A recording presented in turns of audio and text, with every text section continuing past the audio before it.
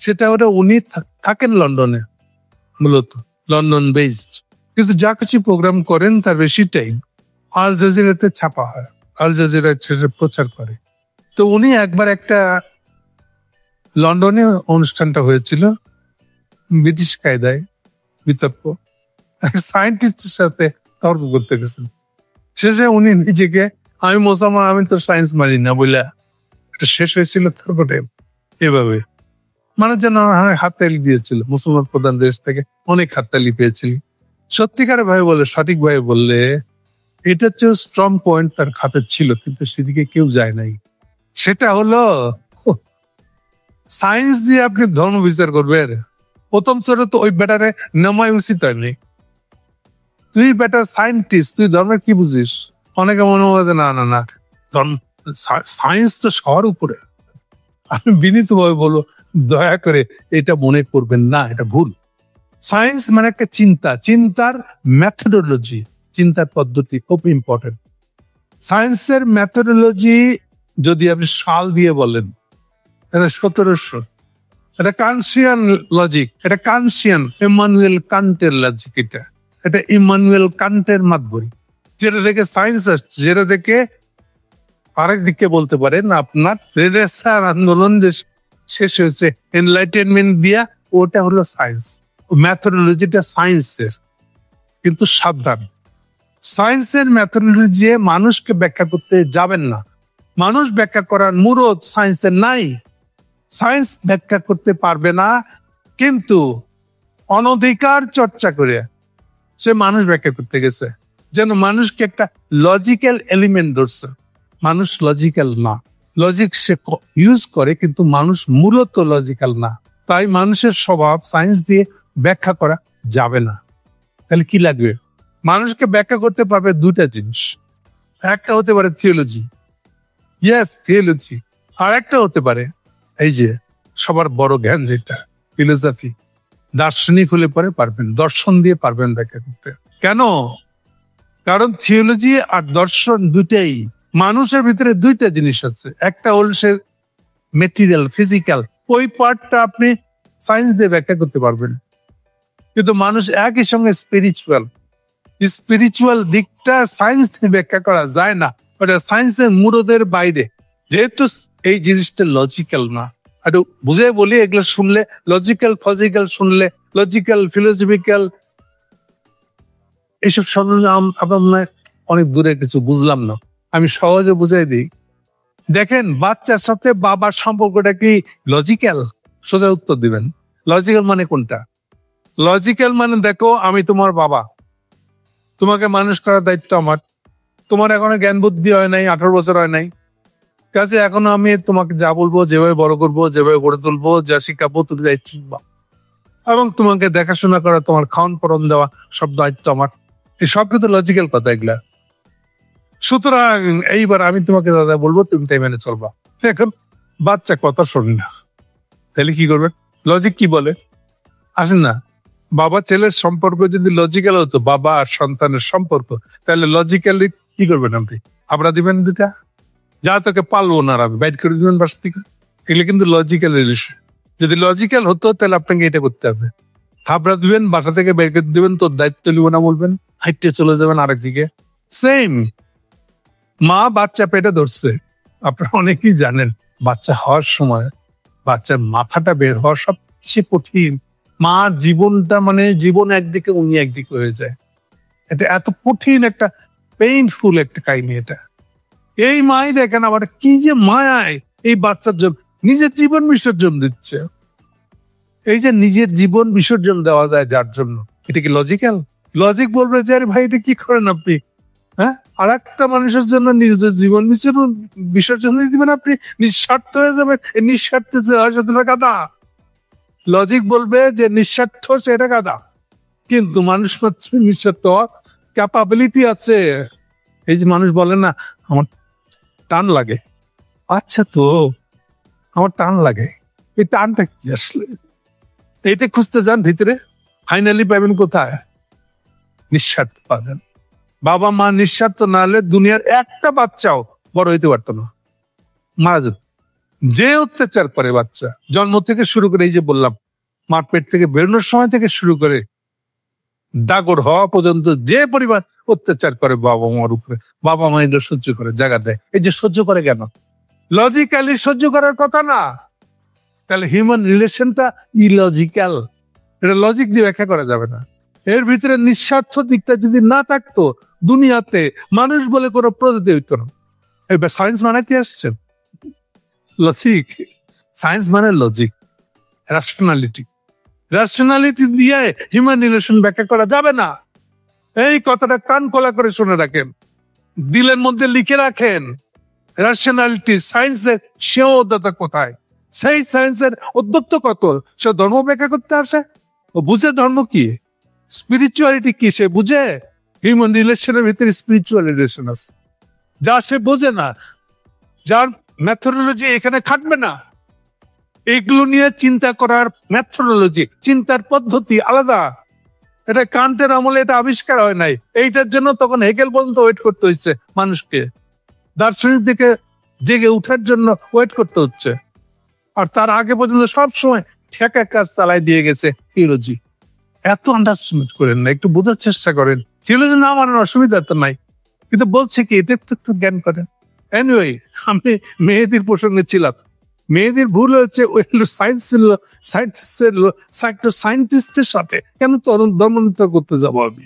যে লোকটার ম্যাথোলজি ঠিক নেই, ওই লোকটা তো যোগ্যতাই নাই ধর্ম নিয়ে কথা বলার। আমি ওর সাথে কথা বলতে যাবো কেন? আমি মেহেদি হলে আমি প্রথমে তর্কেই যেতাম না, আমি বলতাম যে আগে ম্যাথোলজি ঠিক করে আসুন, এরপর আপনার সাথে কথা হবে। এনিওয়ে, আমরা অন্য প্রসঙ্গে চলে গেছি হয়তো। এই মেহেদির সাক্ষাৎকার নিচ্ছে একটা ইউনুস সাহেবের, ভালো আগেই বলিনি প্রধান সমস্যাটা কি করছে মেহেদি। যে কোনো প্রশ্ন এরকম করতে গেলে পরে সাক্ষাৎকার নিতে গেলে আপনার কিছু হোমওয়ার্ক করতে হয়। বাংলাদেশ সম্পর্কে, বাংলাদেশের এখনকার রাজনীতি সম্পর্কে আপনার কিছু ধারণা থাকতে হয়, নাহলে প্রশ্ন করবেন কেমনে? একটা কমন প্র্যাকটিস আছে সবার, যাকে প্রশ্ন করবেন তার বিরোধীদের কাছ থেকে জেনে নিবেন বিরোধীরা কি বলে, এবং ওই প্রশ্নগুলোকে ছুড়বেন, তাহলে খুব জমবে। ওরা তো জমার দিক থেকে আলাপটা করে, সাক্ষাৎকারটা জমলো কিনা, হেভি ভিউ হবে কিনা, ওই দিক থেকে চিন্তা করে মেহেদি করছে দেখি। আসলে দেখেন আজকাল বাংলাদেশের চোর গুলা, হাসিনার চোর গুলা তো নানান দেশে ছড়াই গেছে, বিশেষ করে ইউরোপ আমেরিকার মতন, ব্রিটিশ ইংল্যান্ডের মতন লোক জায়গাগুলো তো ভর্তি গিজ গিজ করতেছে চোরে। এই চোর গুলার কাছে জিজ্ঞেস করতে গেছে যে ইউনুসকে কি প্রশ্ন করা যায়, আর চোররা কি বলছে?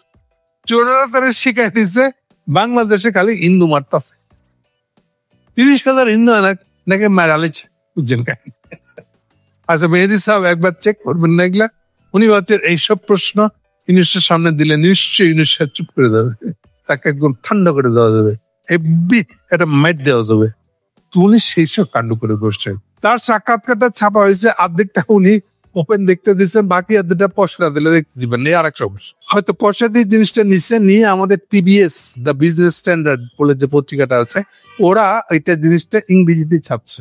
এখন এখানে আমার সমস্যা যেটা হয়েছে, ওখানে একটা শব্দ ইউজ করছে।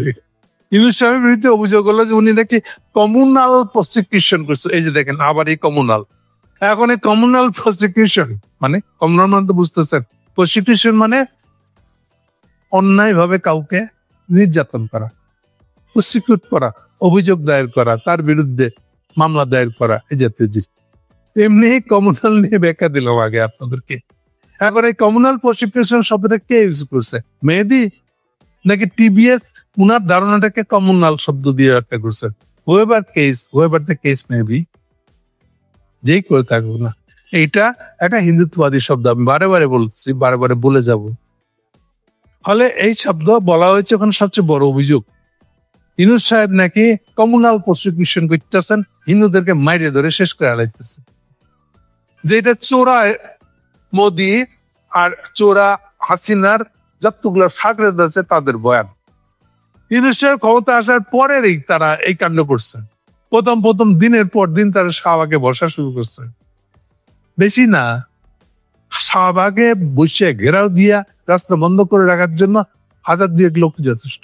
কারণ ওটা খুবই বিজি চৌমাথা মানে 8 মাথা, কারণ প্রত্যেক মাথাটা আবার ডাবল রোডের।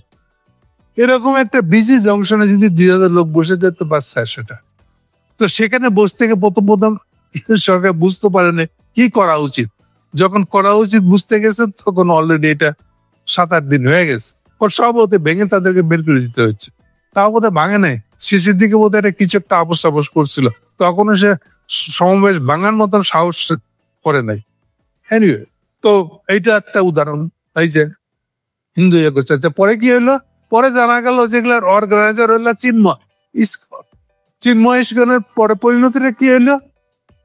কেন চিন্ময়ের বিরুদ্ধে কোর্টে সরকারি উকিল কথা বলছে, ওই সরকারি উকিল একটা জবাব দিচ্ছে চিন্ময়ের লোকেরা। এরপরেও তেনামো শুরু করছে ইংলিশ সরকার, চিন্ময়ের নামে মামলা দিবে না। বহু চাপ সৃষ্টি আমার লেখালেখির চোটে শেষ পর্যন্ত তারা চিন্ময়ের নামে মামলা দিচ্ছে। সে পাবলিক প্রসিকিউটর, সরকারি উকিল। সরকারি উকিলের কাজই তো হলো সরকারের বক্তব্যটা আদালতের সামনে পেশ করা। কেন সেই কথা বললো সেই জন্য তাকে আদালত থেকে বেরোনো মাত্র জমা করে দেওয়া হয়েছে। এইটা কোনো দোষের মনে হয়নি কারোর কাছে। এবং এখনো এই অভিযোগে ইস্কনের অভিযোগে হোল ইস্কন এবং এই চিন্ময় গংরা জেলখানায়। আর ওরা আমাদেরকে বলতেছে আমরা নাকি হিন্দু মারে শেষ করে দিল। মজা না? বয়ানের জোর কত দেখেন এবার। এই অভিযোগটা সে দিচ্ছে ইংলিশের কাছে। ইউনুস একটা কালো কাজ করছে, উনি জেরে অস্বীকার করে বলতেছেন যে না, বাংলাদেশে there is no anti Hindu violence. Yes, কথা ঠিক। কথাটার মানে হলো এর আগে যত সরকার ছিল সব সরকারই কম বেশি করছে, ছোট লোকাল ঘটনা হিসেবে করছে, বড় ঘটনা হিসেবে। হাসিনার আমল তো যথেচ্ছাচার এগুলা হয়েছে। আর ইলেকশনের আগে দিয়ে কেউ কেউ যখন মনে করেছে এই ভোটাররা, হিন্দু ভোটাররা আমার বিপক্ষে ভোট দিয়ে দিবে, কাজে একটা দাঙ্গা বা ভয় দেখানোর চেষ্টা করি। এগুলা কেন 2001 সালে ইলেকশন হয়েছে, কিন্তু এগুলো খুবই লোকাল ঘটনা, সাময়িক ঘটনা, ইলেকশন শেষ, ঘটনা শেষ। ইউনুসের এই 13 মাসের আমলে এরকম কিছুই হয় নাই। সরকারের দিক থেকে প্রযোজিত এরকম কোনোই ঘটনা ঘটে নাই। যেটুক ঘটছে, একেবারে ঘটছে না তাও তো বলবো না আমি, যেটুক ঘটছে এটা সমাজে কন্টিনিউয়াস সবসময় আছে। মেইন বিষয়টা এর মধ্যে থাকবে, দেখবেন এনক্রোচমেন্ট বুঝেন নিশ্চয়ই।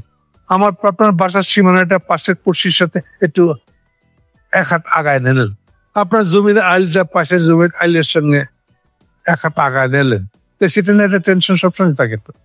তো সেগুলোরই কখনো কখনো আউটবাস্ট হয়। এই ধরনের ছোটখাটো টেনশন থাকেই সমাজে। এবং যেহেতু আপনি ওখানে একটা হিন্দুত্ব প্রচার করে বেড়াইবেন, আমাদেরকে জঙ্গি বলবেন, তো এগুলো জিনিস তো বাড়বে, এগুলো জিনিস তাতায় রাখবেন আপনারা। এনিওয়ে, ইউনুস সাহেবের দিক থেকে, এই সরকারের দিক থেকে ইউনুস সাহেবের বিরুদ্ধে আমার অজস্র বোধহয় অখরন্ত সমালোচনা আছে, কিন্তু ইউনুস সাহেব যে অন্তত হিন্দু মুসলমান দাঙ্গা লাগায় দেয় যেন, সংঘাত যেন বাড়ে, এরকম কিছু করছেন, এই অভিযোগটা দাহা মিথ্যা। আমি সাক্ষ্য দিয়ে বলতেছি এই জাতীয় কোনো ঘটনা হয়নি। তারপরে কি করছেন উনি, আমার প্রেসিডেন্ট ডোনাল্ড ট্রাম্প তো হিন্দু বিরোধী একটা বারবারিক কাজ করেছে বলা হয়েছে। মেহেদী সাহেবের হোমওয়ার্ক করা উচিত ছিল একটু। এই যে উনি বলতেছেন প্রেসিডেন্ট ডোনাল্ড ট্রাম্প, না, এটা মিথ্যে কথা। ডোনাল্ড ট্রাম্পের ইলেকশনই ক্যাম্পেইনে যাকে টেকা দিলেই কথা বলানো যায় শেষ নয়। মোদি তাকে টেকা দিয়া এইটা ইউনুসের বিরুদ্ধে একটা বাক্য, এই যে বারবারিক শব্দটা ইউজ করেছিলেন, তখন তিনি প্রেসিডেন্ট ছিলেন না। ফলে এইটা আমেরিকান সরকারের রাষ্ট্রীয় বক্তব্য নয়, এটা ABCD একটা আমেরিকান লবিস্ট বলতে পারেন, তাকে পয়সা দিলে যা খুশি বলা নিলে যেমন হয়, এটা তাই ছিল। এটা প্রেসিডেন্ট ট্রাম্পের কোনো বক্তব্য না, কারণ তিনি তখন প্রেসিডেন্ট না, তিনি তখন ইলেকশন লড়তেছিলেন। আপনি চালাই দিলে হবে? এবং পরবর্তীকালে এগুলোর বহু চেষ্টা করছে মোদি, যতবার ট্রাম্পের সাথে দেখা করতে গেছে, কিন্তু ট্রাম্প কখনোই এই বিষয়ে রাজি হননি। ইউনুসের বিরুদ্ধে, ইউনুস কোনো দেখতে পারেন না, কিন্তু এটা মনে রাখেন আপনারা। তা সত্ত্বেও রাষ্ট্রীয়ভাবে, কারণ উনি তখন তো রাষ্ট্রপতি, আমেরিকান রাষ্ট্রীয় পজিশন আকারে বাংলাদেশের বিরুদ্ধে উনি কোনো বক্তব্য দেন নাই কখনো এই পর্যন্ত। তারও ক্ষমতা থাকার 9-10 মাস হয়ে গেল, কিন্তু মেহেদী এই জিনিসটা এক্সপ্লোর না করে এই অভিযোগটাও আন্দাজে দিতে গেছেন। এটা আমি বলবো যে তার কাঁচা কাজ করা। থার্ড প্রসঙ্গ, আমাদেরকে বলতে হয় নাই, মেহেদী নিজেই স্বীকার করেছেন যে ইউএন এর রিপোর্টে 1400+ হত্যার অভিযোগ আছে, প্রমাণ আছে, রিপোর্টে আছে। এই কথা থাকা সত্ত্বেও উনি হাসিনার বিরুদ্ধে কোনো অভিযোগ দিচ্ছেন না কেন, পজিশন নিচ্ছেন না কেন? দেখে খুব ছোটখাটো সংখ্যা মনে হচ্ছে। এটা ভালো করেন নাই। এমন মেহেদী যে আসলে ইন্ডিয়ান দালাল বা হাসিনার চোর গুলার কাছ থেকে তথ্য নিচ্ছেন, তার আরেকটা প্রমাণ দেখেন। তিনি বলতেছেন অমর্ত্য সেন সেও তো মোদী ইউনূস সাহেবের সমালোচনা করছেন। ইউনূস সাহেব ঝেড়ে উড়াই দিচ্ছেন। ইউনূস সাহেব বলছেন তার এই অভিযোগটা মিথ্যা। অমর্ত্য সাহেব অভিযোগ করছিলেন অমর্ত্য সেন এই যে এখন মাইর খেয়ে এখন বলে যে আমাকেও তো বাংলাদেশে পাঠিয়ে দিতে পারে মোদী। মোদী হিন্দু দেখলে বাংলাদেশে পাঠিয়ে দিতেছে নাকি? বাংলাদেশ থেকে আসা হিন্দু বললা বাঙালি দেখলে বাংলাদেশে পাঠিয়ে দিচ্ছে। তাই উনি রাগ করে বলতেছেন আমিও তো বাংলাদেশ থেকে আইছি, তো আমারও পাঠায় দেন। এখন খুব ভালো লাগছে তার বাংলাদেশে আসার কথা বলতে। হ্যাঁ, এই অমর্ত্য সেন বলেছিল ইউনূসের বিরুদ্ধে যে আওয়ামী লীগকে নিষিদ্ধ করা, ইলেকশন দাঁড়াতে না দেওয়াটা খুব খারাপ, খুব অন্যায় হচ্ছে। ইউনূস সেখানে একটা খুব ট্যাকটিক্যাল উত্তর দিচ্ছেন, ভালো উত্তর। ইউনূস বলছেন না আমি আওয়ামী লীগ ব্যান করি নাই। ব্যান করা আর দলীয় তৎপরতা চালানো নিষিদ্ধ করে দেওয়া এক জিনিস না। কথা বলছেন ভালো করে বুঝছেন, ঠিকই বলছেন কিন্তু ইউনূস সাহেব বলতেছেন আমি তো আওয়ামী লীগ ব্যান করি নাই। আওয়ামী লীগ এখনো ব্যান সংগঠন না, নিষিদ্ধ সংগঠন না। কেবলমাত্র রাজনৈতিক তৎপরতা করতে পারবে না শর্ত সাপেক্ষে, তাও আবার ততদিন যতদিন তারকে নিয়ে বিচার চলতেছে আইসিটি কোর্টে। এই বিচার শেষ হওয়ার সাপেক্ষে বিচারে যদি নির্দোষ হয়ে বেরিয়ে আসতে পারে, তার দলের নেতারা যদি নির্দোষ হিসেবে বেরিয়ে আসতে পারেন, তার সরকারে যারা ছিল তারা যদি নির্দোষ হিসেবে বেরিয়ে আসতে পারে, তখন দেখা যাবে। কিন্তু এখন তাদের ততদিন পর্যন্ত তার অ্যাক্টিভিটি নিশ্চিত থাকবে। কেন?